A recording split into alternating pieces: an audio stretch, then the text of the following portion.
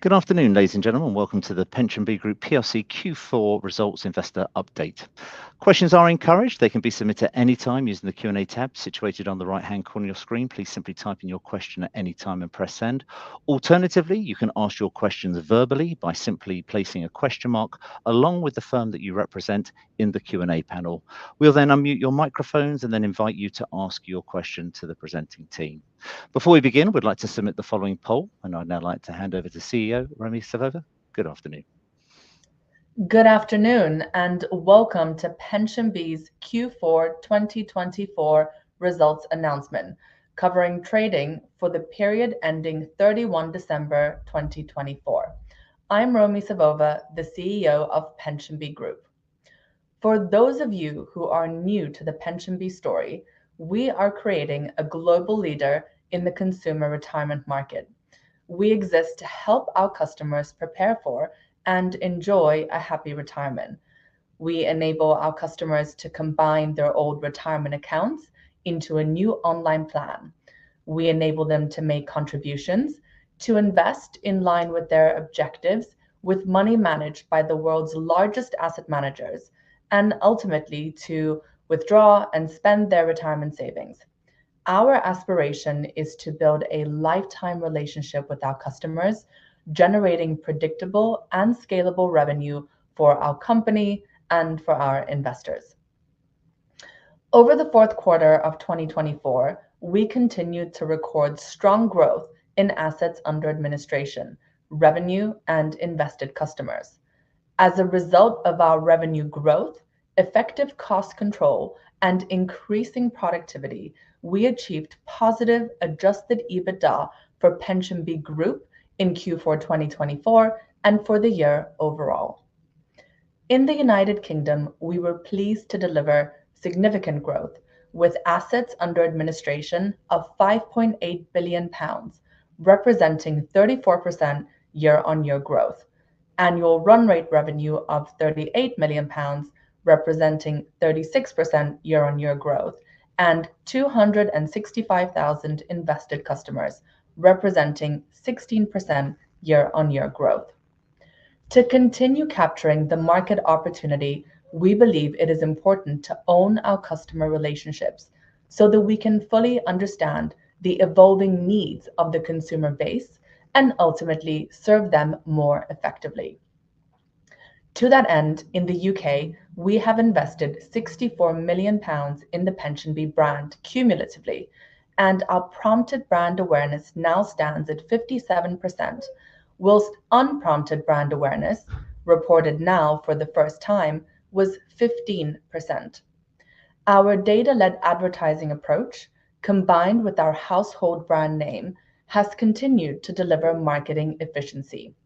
Each pound of marketing expenditure generated £96 of net flows over the full year of 2024, an increase of 10% year-on-year. At the same time, we continued to maintain a stable cost per invested customer of £242. In 2024, PensionBee entered the US, the world's largest defined contribution pension market, with $24 trillion in assets, in partnership with State Street Global Advisors, our long-standing asset management partner. Since our SEC registration in July 2024, PensionBee US has been advancing at a rapid pace, leveraging our scalable technology platform. Our robust technology foundation has enabled PensionBee US to hit key milestones and progress at a faster rate than initially achieved in the UK, generating revenue by December 2024. Over Q4, we continued to build the foundations of our US business. We rolled out further components of our multi-channel, diversified marketing strategy and onboarded our first customers through early testing. The year concluded with the launch of the native mobile app on both the Google Play and Apple App Stores in December. Over the coming weeks and months, PensionBee intends to launch its Roth IRA and to continue building custom rollover journeys for the largest US providers. PensionBee will also continue to build out its safe harbor IRA proposition, working with its partners at State Street, relevant third parties, and potential clients. I would now like to hand over to Christoph Martin, PensionBee Group's Chief Financial Officer, who will cover the financial update. Over to you. Thank you very much, Romy. Hello everyone, welcome to everyone. I'm pleased to cover the financial section of the quarterly trading update. In the fourth quarter of 2024, PensionBee achieved another key milestone. At the time of our IPO, we gave a profitability guidance to achieve full year profitability in the UK by 2024. And today we can confirm that we have achieved our UK profitability milestone in line with our IPO guidance. Moreover, we also achieved our group break-even, which is again consistent with our new guidance framework introduced on the 1st of October last year during our Capital Markets Day. Those consistent achievements are further testament of our consistent and reliable execution against our public market guidance and is ultimately derived from the business core value drivers, which are first, predictable and recurring revenue, and second, business scalability. The first value driver is PensionBee's predictable and recurring revenue, which is generated from a durable base of assets under administration and is derived from the assets of existing and new customers. In the fourth quarter, we have seen a 34% year-on-year AUA growth to £5.8 billion. The vast majority of our AUA base is derived from existing customers who remain with PensionBee for a long period of time and continue to build up their pension savings with us, resulting in value generation for decades to come. This is because our average customer is around 40 and they build up the pension savings with PensionBee, which means that cohorts on an underlying value basis are growing over time. Next, AUA is also derived from new customer acquired through our proven approach to cost-disciplined new customer acquisition. As a result, the compounding AUA base is subsequently converted in our revenue base owing to our resilient revenue margin. In Q4 2024, we have seen a revenue margin of 64 basis points, which enabled us to convert the 34% of year-on-year AUA growth into annual run rate revenue growth of 36% and full year 2024 revenue growth of 39%. In conclusion, owing to our compounding AUA base and resilient revenue margin, we are driving highly predictable and recurring revenue. The second value driver is PensionBee's business scalability. Owing to the controllability of our cost base, which is thereby declining as a proportion of revenue. The cost base for 2024 for the group amounted to circa £33 million, an increase of only 2% year-on-year compared to revenue growth of 39% year-on-year. Those scalability dynamics of predictable and recurring top-line growth coupled with cost discipline led to an improvement in adjusted EBITDA margin. With respect to our 2025 guidance framework for PensionBee as a group, outlining our short, medium, and long-term targets. In the short term, in 2024, we expected the group to generate revenue of circa £30 million, and we further targeted a break-even profitability point. We delivered on this guidance, achieving group revenue of £33 million and group adjusted EBITDA break-even of £0.4 million of profit, as measured on adjusted EBITDA. Short to medium term. In the short to medium term, spanning around 3 to 5 years, we target the group to generate revenue of above £100 million and group adjusted EBITDA margin of circa 20%. By year 5, whereby the UK is considerably contributing to group profitability. In the long term, spanning 5 to 10 years, we expect the group to generate above £250 million of revenue and target a group adjusted EBITDA margin of circa 50%.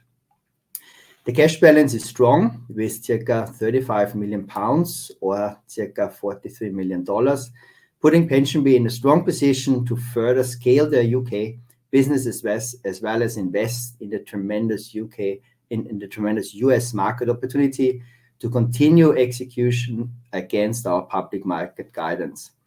I would now like to hand back to Romy for concluding remarks. Thank you very much, Christoph. We're very pleased with the conclusion of the quarter and are looking forward to continuing our strong growth momentum in the UK and also into the US over 2025. And we'd now like to take some questions. That's great. Thank you, Romy, Christoph, for updating investors. Ladies and gentlemen, as I mentioned at the beginning, please feel free to just type question mark on the firm you represent if you wish to ask your question verbally, or alternatively, please just type in your question in that Q&A tab and I will present that to the management team this afternoon. Romy, if I may just start off with a couple of the questions that have come in online as people have typed them in. The first one reads as follows: achieving adjusted EBITDA break-even is a significant milestone, but how do you plan to maintain or perhaps improve margins while investing in growth markets like the US? Christoph, would you like to cover group guidance? Yes, I'm very happy to.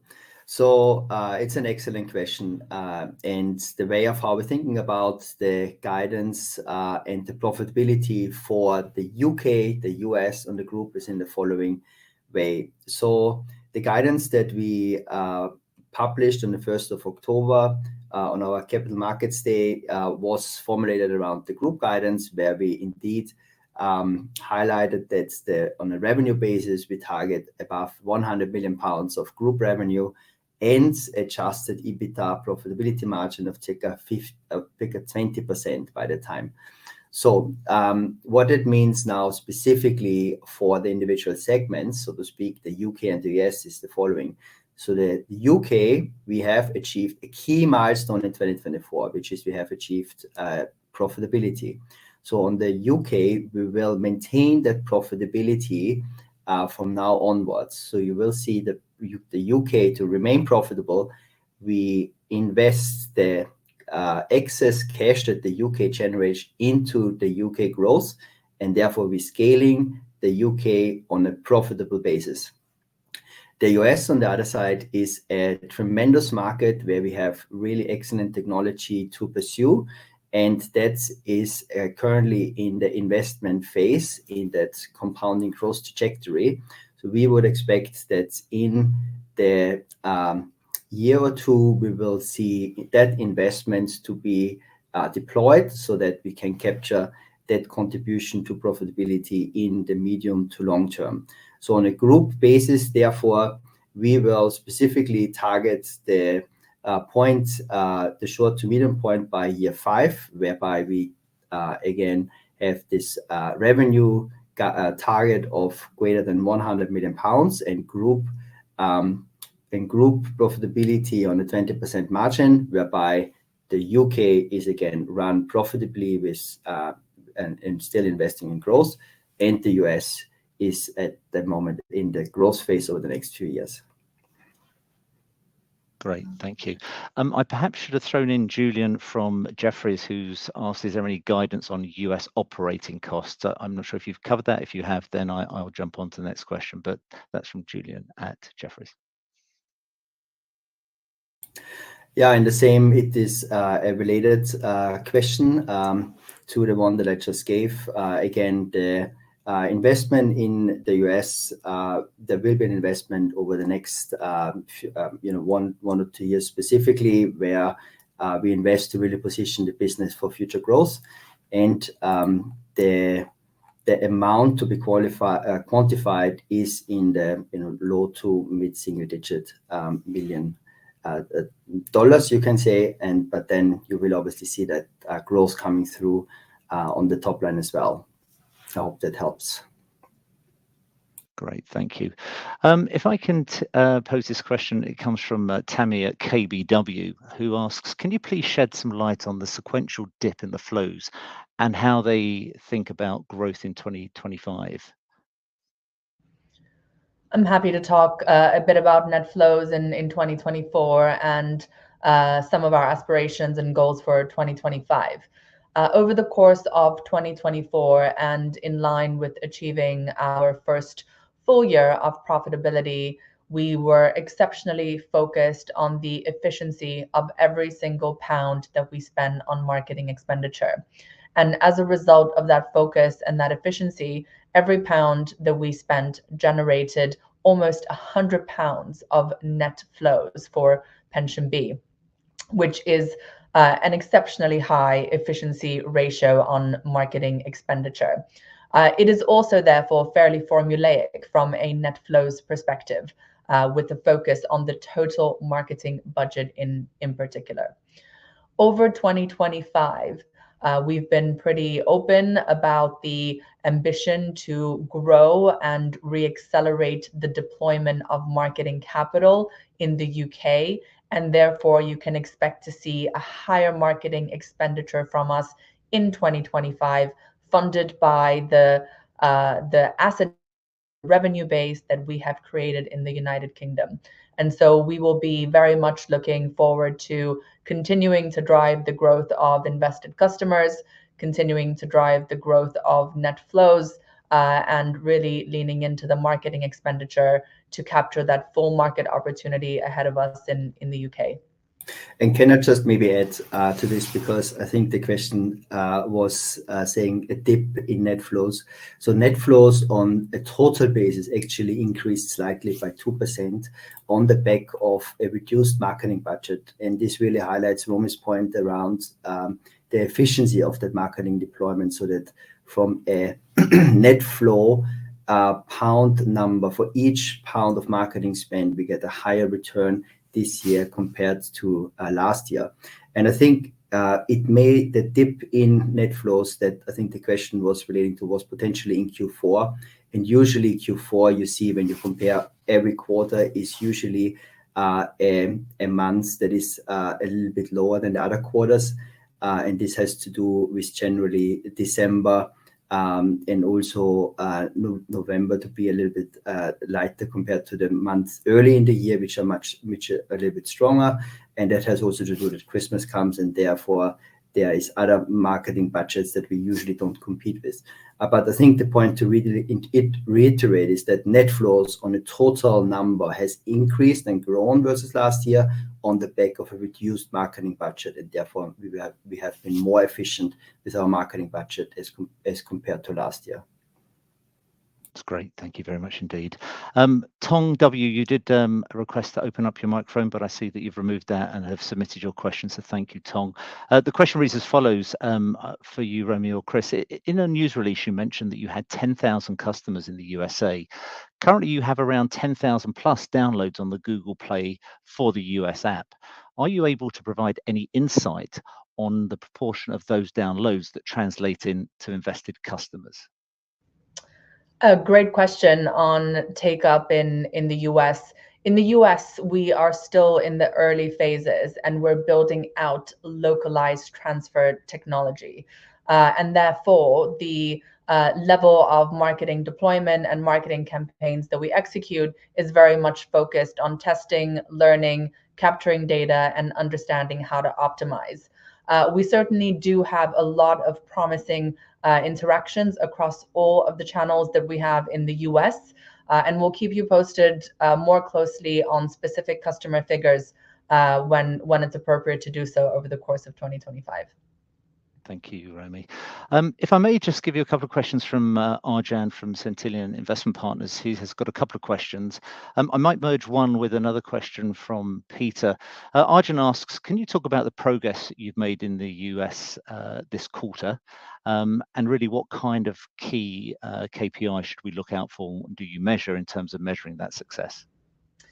Thanks for the question. The fourth quarter in the US was very much focused on continuing to lay the foundations for growth in the US over the longer term. And so what we are very focused on internally is building out the reach of our product.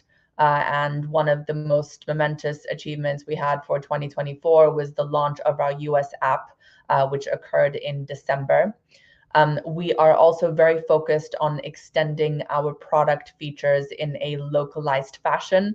And this quarter, we are particularly eyeing the launch of our Roth IRA, which is another type of IRA investment where we have customers indicating that they would like us to offer this alongside the traditional IRA that we are currently offering. And so the core KPIs and milestones that we are looking at the moment are, of course, the upper funnel marketing figures, including some of the registrations and the downloads. But even more importantly, for the long term, we are very focused on the product rollout and the product build out, because that is what ultimately lays the foundations for our medium and long-term guidance, with a focus particularly on ensuring that those foundations are strong and that they're very technology led, so that we can generate the kind of scalability that we have in mind for this market. Thanks, Romy. Arjun's follow-on question, if I may, can we expect adjusted EBITDA margin to be around 0% for the next few years, so you invest everything into growth, or rather see margin increase to a certain percentage? So I think there are the way of how we think about generally is again that we have a margin target for the short to medium term by year 5 with the 20%. In the UK business, we have achieved in the last quarter, so in 2020, in Q4 2020, for a profitability EBITDA margin of 7%. And I think on the UK, we probably see that slightly staying at the level or slightly growing. So again, the UK is growing on a profitable basis. The US on the other side is, as Romy said, we're building the foundation. We invest into future growth to capture a significant market share in the tremendous market. That means then from a group perspective, how there's two netting out. I think we would focus more on the short to medium term guidance, which is again a 20% profitability margin with a top line target of 100 million plus for the group as well. Thanks, Christoph. Just turning to another question that's been submitted. With cost per invested customer remaining stable, what are your plans to optimize this metric further? I guess especially as you start to target customers with larger account balances. Great question. When we look at marketing efficiency, there are a number of metrics that we focus on. Cost per invested customer is important. Last year, net flows per pound of marketing spend was our most important metric, and where we paid the greatest amount of attention with regards to optimization. And of course, we also focus on payback. And so we do have multiple different KPIs that we track internally around marketing efficiency, with cost per invested customer being one of them. We kept cost per invested customer stable in 2024 while growing net flows per pound of marketing spend substantially. And so we delivered what we expected to deliver on the marketing front for the net flows in the UK. As we look forward to 2025, and perhaps this combines with the next question that I see in front of us, we are going to be increasing our marketing budget, and that marketing budget will be deployed across a number of different segments that we didn't target as much in 2024.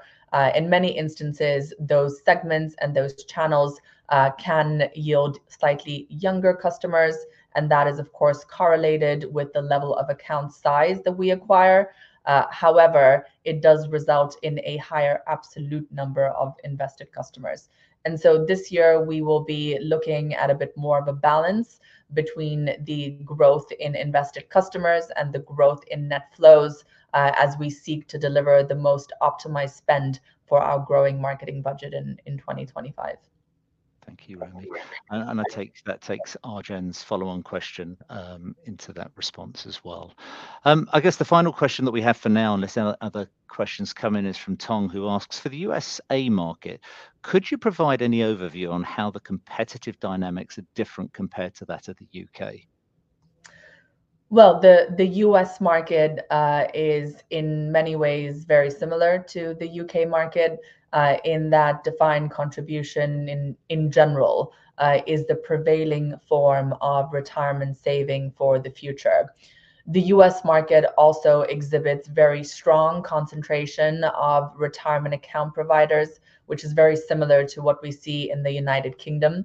Of course, every market has its own custom practices too, and certainly one area that we are very focused on is on the rollovers and the transfers and ensuring that we are localizing the approaches that we pioneered in the UK for the US market so that they work with the current record keepers here. And so, yes, there are absolutely quite a lot of similarities in the competitive market. I would say that the US market is just substantially larger, but also a lot of localizations that we are taking into account when designing the product and particularly the transfers. Thank you very much indeed, Romy. A following question from Tamin at KBW, if I may. Thank you, Tamin, for your question. How is your thinking evolving about the impact of likely government pension reforms on DC consolidation opportunities? Do you see any changes to the total addressable market, and might it change the source of flows by customer or legacy fund type? This is a very interesting question because the UK market and pension reforms in the UK market have been dominating the pensions news cycle and occasionally the national news cycle too. And we are all very aware that the UK government is considering pension reform in ways that can unlock more investment into productive assets and including some UK assets, including UK listed assets. We've taken a closer look at some of the current proposals and the likelihood of many of the current proposals. And really the focus is on segments that are kind of tangential, I would say, to the areas where we operate. There is a very strong focus on local government pension schemes and consolidating those so that capital is deployed more efficiently. That is not a particularly large source of inflows for us. There are also some discussions around creating larger master trusts and potentially larger contract-based schemes in the UK. We would see that as quite a positive move because it would kind of take out of the market many of the pension schemes that are currently not operating particularly well from an operational standpoint and are therefore also not as efficient on the transfer front. So we would see that as a positive move. I think the likelihood of those reforms completing very quickly, I would just draw your attention to how quickly pension reforms are completed in general in any country. But it's certainly one that we are keeping on the radar. We feel quite positively about it, and we'll continue monitoring that. I hope that answers your question. Tamin, if it doesn't, please follow up in that Q&A tab. Another question from Steve. Steve, thank you for your question. Looking at the 45% increase in gross outflows, can you give some more color around this and how you plan to minimize these outflows in the future? I think you might have touched on that historically, but that's from Steve. Yeah, I'm happy to take this one. It's a good question. I think the year-on-year growth of outflows that you're referring to is one metric to look at outflows. I think what we usually also look at is gross outflows as a percentage of beginning of period AOA, because that then brings the outflows in relation to the scale of the business. And so when you actually do that, you will see that total gross outflows as a percent of beginning of period was around 10.6%. And that is pretty much in line with historical numbers. So last year we had 10.5%, and in 2021 we had 10.7%. So it is pretty in line with historicals. I would thereby also highlight the first value driver, which is around a predictable and recurring revenue stream that is coming from our asset base. And here we are very focused on the underlying cohort growth of existing cohorts. And so when you look at all of our existing cohorts, you actually see that they keep on growing because customers remain with us on the platform and they are building up their pension saving with us. And that is really a really important point to understand for PensionBee's business model, because that AOA is thereby very, very resilient and remains on the book. And because of our resilient revenue margin, we convert this into predictable and recurring revenue. And I think this is really at the crux of the top line and the predictability and recurring nature of the revenue base. Thank you there, Christoph. Tamin, thank you for your comment. I'm glad we answered your question. One last question at the moment, if I may, from Tong. Do you think the new CDC and pension dashboard may impact your business? Thank you. Great questions around industry dynamics in the UK. CDC is quite a unique approach to retirement savings that I think only a handful of employers are currently adopting or considering adopting. For those who aren't familiar with CDC, it's a bit of a mixture between defined contribution and defined benefit, and it has been in discussion in the UK for a number of years. And it's believed that the UK Postal Service will be looking at this type of approach.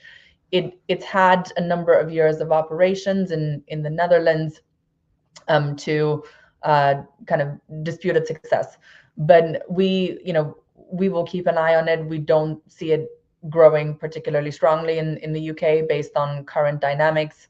CDC certainly doesn't prevent transfers out, and it's about understanding exactly how those transfers out will work for the handful of employers who do or don't adopt it. And then for the pension dashboard, this is a great question. Pension dashboard has been trudging along for many years and potentially decades now. We feel that we are getting closer to having a pension dashboard in the UK, and we've certainly seen some positive momentum over the last quarter. We are well known in the market to be likely beneficiaries of a pension dashboard, as it's expected that once consumers are able to see and locate pension accounts that they may have lost, which is one of the main functions of the dashboard, that they will then seek to consolidate those accounts. And of course, we have been investing in our brand awareness within the UK. In fact, we published unprompted brand awareness for the first time in this results announcement. And our unprompted brand awareness stands at around 15% in the UK. So we expect to be one of the prevailing beneficiaries around pension dashboards, given that unprompted brand awareness really puts us at the upper end of the table for pension providers that consumers recall on an unprompted basis. Thanks, Romy. Another question's just come in, if that's okay, from Paul. Paul says, hi, have you seen any immediate impact from the budget decision to pull pension assets within inheritance tax liability? And do you see any increased risks or perhaps opportunities arising from this in the future? Great question. We have not seen immediate reactions to this particular reform. It will still be a year or so in the making before the exact intricacies of how that inheritance tax is ultimately charged are worked out. By and large, we serve the mass market consumer, and so many of them won't necessarily be impacted by inheritance tax because of the existing inheritance tax thresholds that exist within the market. That being said, we are certainly thinking about the likelihood that an increase in inheritance tax on pensions is likely to encourage greater expenditure of pensions during our customers' lifetimes. And therefore, the investments that we are making in our drawdown and withdrawal journeys in the United Kingdom will be particularly important. We are one of the few pension providers that enables customers over the age of 55 to make withdrawals easily, simply from their pensions without filling in lots of paperwork and sending it to the post office. And we continue to invest in that product because we know that when our customers come to retire, it's a really excellent opportunity for them to also consolidate old accounts together and to have that one nest egg to fund their retirement spending for the next 20, 30, 40 years, however long it may be. Romy, thank you very much indeed. That, in fact, does conclude the questions that we've received from attendees today. So thank you to everybody for your engagement this afternoon. No taxis beeping in the background there in New York, Romy, I noticed, so we saved that one. I know investor feedback will be particularly important to yourself and to Christoph, and I'll shortly redirect those on the call to provide you with their feedback. But before doing so, if I may just ask you for a couple of closing comments, and then I will send investors to give you their feedback. Thank you very much. Thank you very much for the engagement and for joining us on our earnings call today. We're looking forward to speaking with investors on a one-on-one and group basis over the coming weeks. That's great. Romy, Christoph, thank you once again for updating investors this afternoon. If I could please ask investors not to close this session, as we'll now automatically redirect you for the opportunity to provide your feedback in order that the company can really better understand your views and expectations. This may take a few moments to complete, but I'm sure will be greatly valued by the company. On behalf of the management team of PensionBee PLC, I'd like to thank you for attending today's presentation, and good afternoon, good morning to you all. Thank you.